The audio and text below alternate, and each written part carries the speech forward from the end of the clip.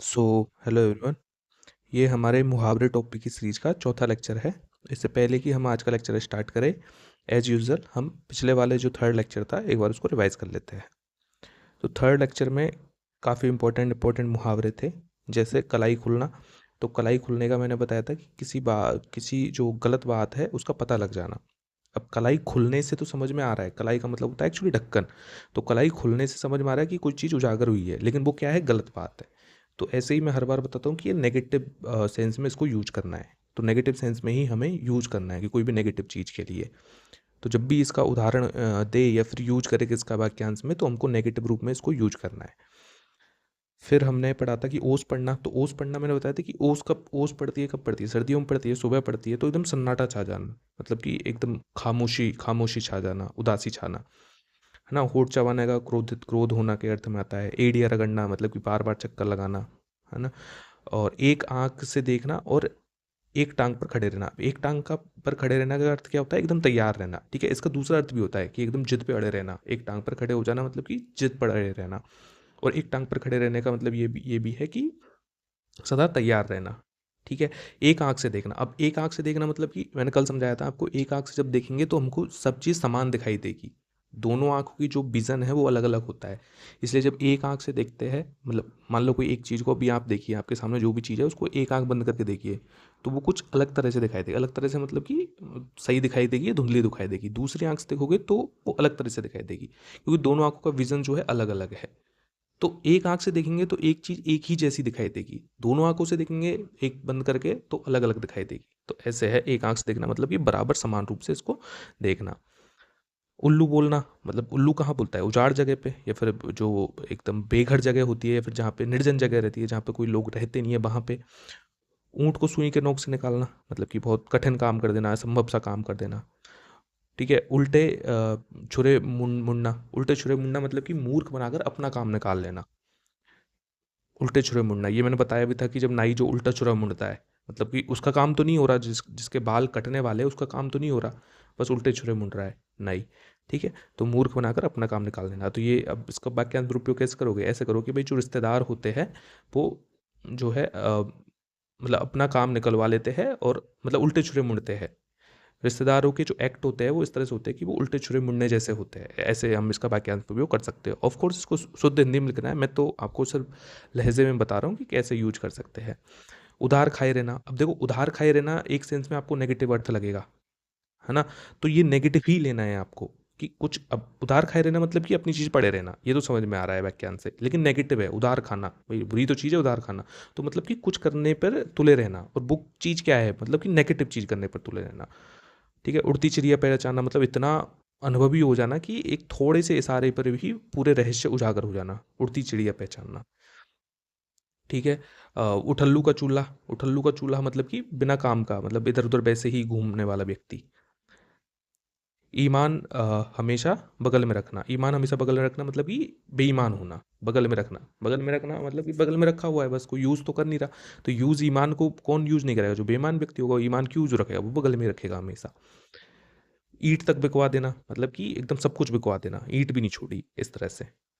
ठीक है। इल्लत पालना, मुसीबत पालना, और इलायची बांटना मतलब कि दावत बांटना। तो ये कल के मुहावरे थे जिनका हमने रिवाइज कर लिया था, बहुत अच्छे मुहावरे थे। अब आज का जो चौथा लेक्चर है, एक बार उसके मुहावरे स्टार्ट करते हैं।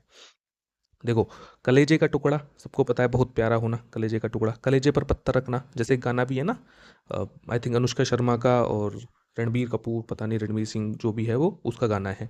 कलेजे पर पत्थर रखना, कि दिल पे पत्थर रख के मैंने मुंह पे मेकअप कर लिया, इस तरह से गाना है ना।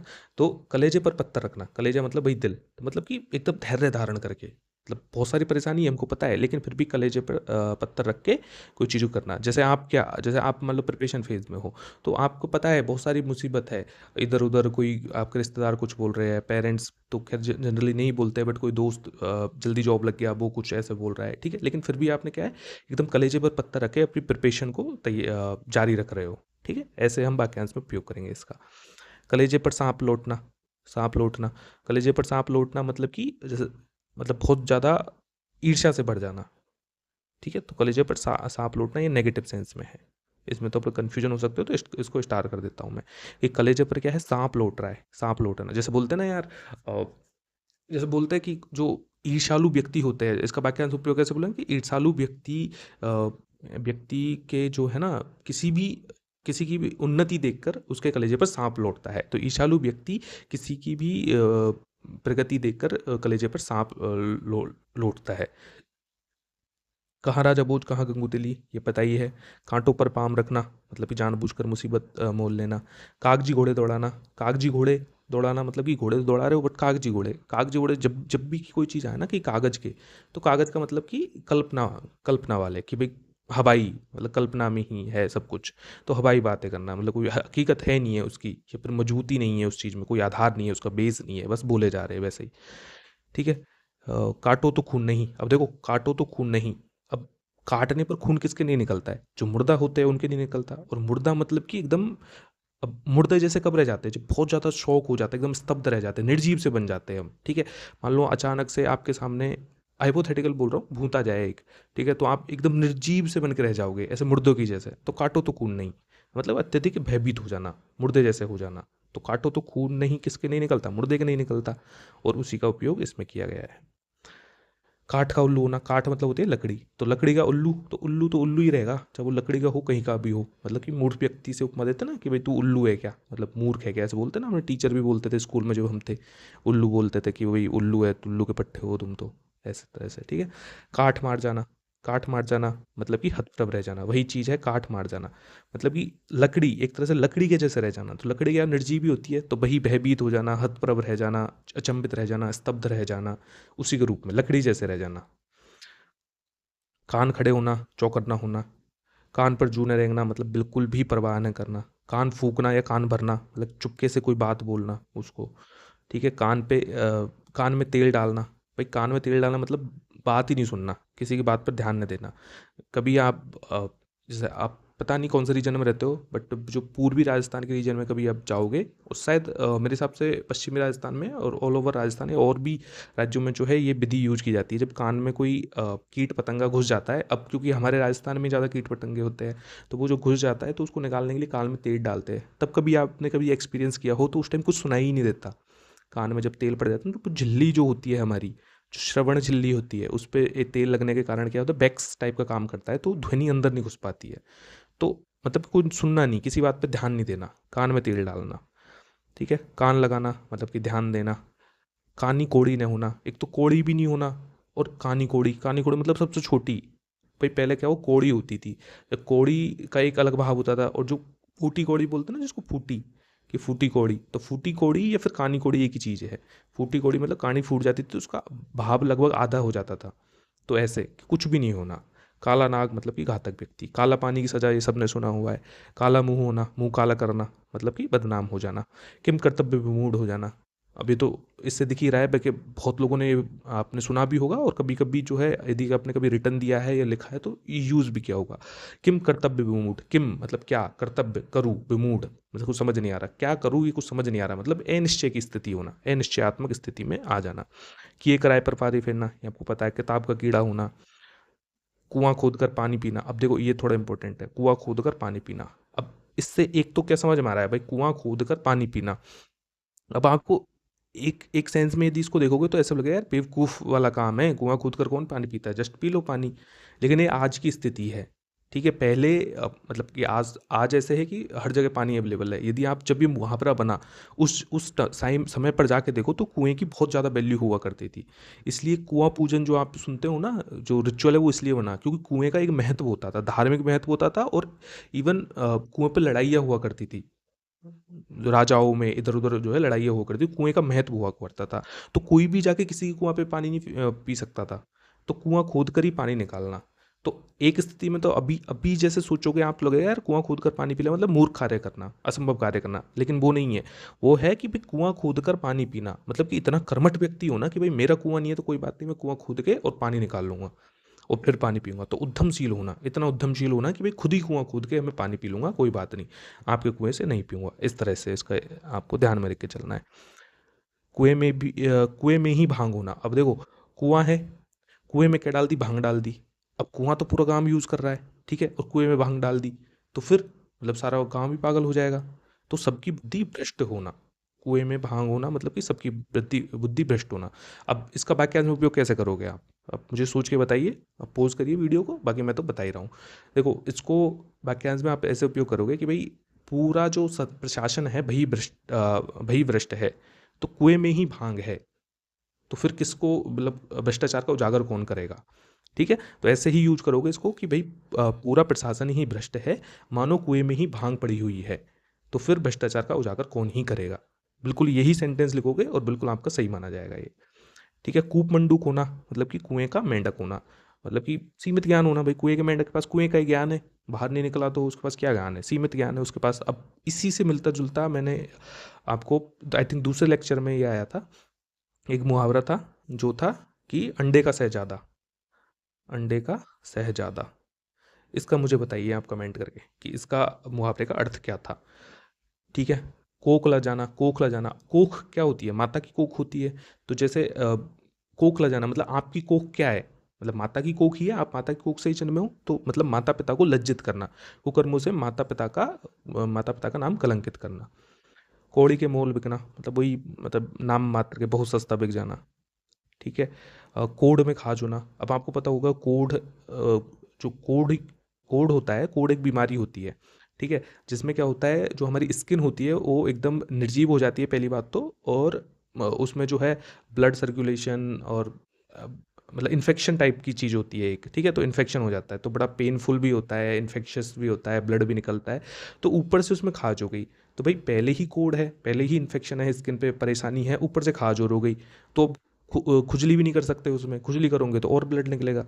तो ऐसे, तो एक दुख था और दूसरा दुख हो रहा गया, मतलब वही कंगाली माटा गीला वाली बात है। ठीक है, कोल्हू का बैल होना। कोल्हू का बैल मतलब कि बहुत ही लगातार काम पे जुड़े रहना। कोल्हू का बैल पता है ना आपको, ऐसे ऐसे ऐसे चलता रहता है बेचारा दिन रात। ठीक है, सॉरी, कौवे उड़ाना। अब कौवे कौन उड़ाएगा भाई? कौवे आ रहे उनको उड़ा रहा है, ये कोई काम है क्या? तो एकदम निठल्ला रहे ना, अब निठल्ला है तो भाई क्या करेगा, कोई काम नहीं है उसके पास, तो वो कौवे ही उड़ाएगा और क्या करेगा। कलम तोड़ना। अब कलम तोड़ना मतलब कि प्रभावपूर्ण लेखन करना, प्रभावपूर्ण लेखन करना मतलब कि कलम तोड़ने का अर्थ होता है कि बहुत ही इंपॉर्टेंट कोई चीज़ लिखना। इसलिए यदि आपको कभी ध्यान हो तो, खैर इसका जब सुप्रीम कोर्ट या फिर हाई कोर्ट का जज किसी को डेथ सेंटेंस देता है, मतलब कि फांसी की सज़ा देता है जब उसे, तो वो कलम भी तोड़ी जाती है, वो लिखने के बाद ऐसे कलम तोड़ दी जाती है और उसके बाद ऐसे साइन किए जाते हैं, या फिर कलम तोड़ के लिखा जाता है कुछ। ठीक है, मतलब कि बहुत महत्वपूर्ण व्यक्ति, महत्वपूर्ण या फिर प्रभावपूर्ण लेखन करना उसके बाद में किया जाता है। खैर उसका कुछ अलग ही अर्थ है। जो न्यायालय में जो कलम तोड़ी जाती है वो ये है कि भाई उस कलम से क्योंकि डेथ सेंटेंस लिखा गया है, तो इस कलम का यूज हम दोबारा नहीं करेंगे किसी के लिए, तो ये रिचुअल है उनका। बाकी कलम तोड़ना मतलब कि ऐसा लेखन किया है कि भाई कलम ही टूट गई, ऐसे याद कर लो इसको। ठीक है, खटाई में डालना मतलब कि व्यवधान पढ़ना, किसी चीज़ को खटाई में डालना। खटाई में डालना मतलब कि कोई चीज़ व्यवधान में पड़ गई, मतलब रुक गई, काम रुक गया, तो ऐसे होता है खटाई में डालना। खप जाना, जैसे बोलते हैं ना, मतलब खपत हो जाना, एक तरह से सब काम में आ जाना। जैसे कि भाई बोलते हैं ना कभी कभी कि आपके पेरेंट्स बोलते होंगे या फिर कोई बोलता होगा, यार मेरा जीवन तो जो है समाज के जैसे कोई सन्यासी है, मान लो कोई सन्यासी है, ठीक है, वो बात कर रहा है, तो वो कैसे बोलेगा, यार मेरा संपूर्ण जीवन तो समाज की जो है भलाई में ही खप गया। खप गया मतलब कि सब कुछ, सब काम में आ गया, मेरा पूरा जीवन काम में आ गया उनके लिए। खरी खोटी सुनाना, बुरी भली सुनाना। खार खाना, खार खाना मतलब कि बैर रखना किसी से। खिचड़ी पकाना मतलब गुप्त योजना बनाना। खेल बिगाड़ना, काम बिगाड़ देना। खबर लेना मतलब खिंचाई करना, जैसे बोलते हैं ना कि अभी आने दो उसे, उसे खबर लेता हूँ। ठीक है, ऐसे कभी कभी बोलते हैं हम। ठीक है, खाक छानना। खाक क्या होती है? राख। तो भाई अब राख ही राख है, उसको छान रहे हो, मतलब निरर्थक भटकना, मतलब कि बिना कोई उससे अब राख है तो राख को छान लो, कितना भी छान लो वो तो राख ही होगी, पूरी निकल जाएगी, छन्नी में तो कुछ आएगा नहीं, तो ऐसे निरर्थक भटकना, मतलब कि कुछ काम नहीं करना। खून का घूंट पीना मतलब कि अपमान सहकर रह जाना। ठीक है, तो खून का घूंट पीना यानी अपमान सहकर वहीं के वहीं रह जाना। खून पसीना एक करना मतलब कठिन परिश्रम करना। खून सूखना, देखो ये वही चीज़ है अगेन, इससे पहले आया था कि भाई काटो तो खून नहीं। ठीक है, उसी से आपको हमको संबंध लेके चलना है इसका, कि बहुत भयभीत हो जाना, उसका भी अर्थ यही था।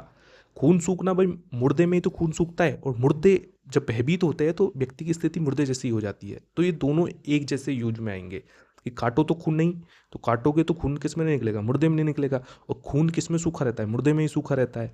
मतलब काटोगे तभी तो खून नहीं निकलेगा, क्योंकि खून सूख गया उसका। तो दोनों स्थिति में भयभीत हो जाना, मुर्दे जैसे स्तब्ध रह जाना, मतलब कि भयभीत हो जाना। ठीक है, तो दोनों मुहावरों का एक ही अर्थ है। कौन कौन से मुहावरों का? खून सूखना और काटो तो खून नहीं। ठीक है, दोनों का ही अर्थ क्या है? बहुत भयभीत हो जाना, मुर्दे जैसे भयभीत हो जाना एकदम। ठीक है, खून सफेद हो जाना अभी थोड़ा इंपॉर्टेंट है और ये थोड़ा अलग भी है। कहीं इससे कंफ्यूज मत कर देना कि भाई खून सफेद भी मुर्दों में हो जाता है। मुर्दों में कभी खून सफेद देखा है? मुर्दों में खून नहीं रहता। ठीक है, तो खून सफेद हो जाना मतलब कि दया भाव नहीं रहना। अब यदि खून लाल हो गया, तो लाल होगा तो मतलब इंसान होगा, और इंसान होगा तो इंसानियत होगी उसमें। भाई इंसान ने तो इंसानियत तो होगी ना उसमें। अब इंसानियत उसमें बची नहीं है, दया भाव बचा ही नहीं है। मतलब कि दया भाव बचा नहीं है मतलब इंसान नहीं है, इंसान नहीं है तो उसको खून लाल नहीं है, लाल नहीं है तो क्या हो गया? सफ़ेद हो जाएगा खून उसका। तो ऐसे ही कि खून सफ़ेद हो जाना मतलब कि इंसान नहीं बचा वो। खून सफ़ेद हो गया जिसका, वो इंसान थोड़ी बचा, इंसानियत नहीं बची उसमें, तो दया भाव न रह जाना। ख्याली पुलाव पकाना मतलब व्यर्थ कल्पनाएं करना। खेला खाया होना मतलब बहुत एक्सपीरियंस होना। खेला खाया मतलब जगह जगह खेला खेला है, जगह जगह खाया हुआ है, ठोकर भी खाई हुई है। खेल खेल के ठोकर भी खाई हुई है, तो बहुत अनुभवी होना। गंगा नहाना मतलब कि कोई अच्छा किंतु कठिन काम पूरा करना। गंगा नहा, अब चलो आज तो बहुत सिंपल है गंगा नहाना, पहले बहुत डिफिकल्ट माना जाता था गंगा नहाना, कि भाई कहाँ यात्रा करे, पैदल यात्रा होती थी इसलिए इसको डिफिकल्ट काम माना जाता था। गंध तक न आना मतलब कि गुप्त रखना। गड्ढे में गिरना, पतित हो जाना। गड्ढे मुर्दे उखाड़ना मतलब कि पिछले कुछ विवादास्पद चीज़ को फिर से उजागर कर देना। गढ़ जीतना मतलब बहुत कठिन काम कर देना। भाई गढ़ को जीतना बहुत मुश्किल काम होता था, तो बहुत कठिन सफलता प्राप्त करना।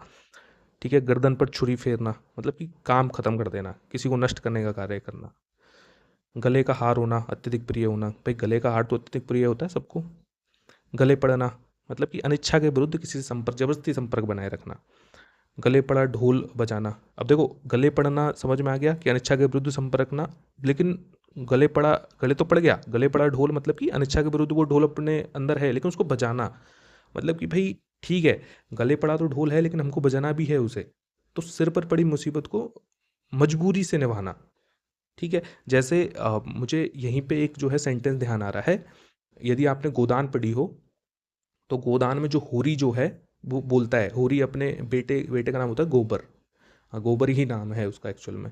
तो गोबर, होरी जो है अपने बेटे गोबर से बोलता है, मतलब गोबर बोलता है पहले होरी से कि भाई तुम जमींदारों के यहाँ बार बार क्यों जाते हो, उनकी चापलूसी करने क्यों जाते हो? क्या चापलूसी करने से वो लगान नहीं लेंगे हमसे? लगान तो फिर भी लेंगे, तो फिर क्यों बार बार उसके पास जाते हो? फिर होरी जो गोबर का पिता है वो उसको समझाते हुए कहता है कि बेटा, मतलब कि जिस जिस पैर के तले हमारी गर्दन दबी हुई हो ना, तो उस पैर को सहलाने में ही फायदा है।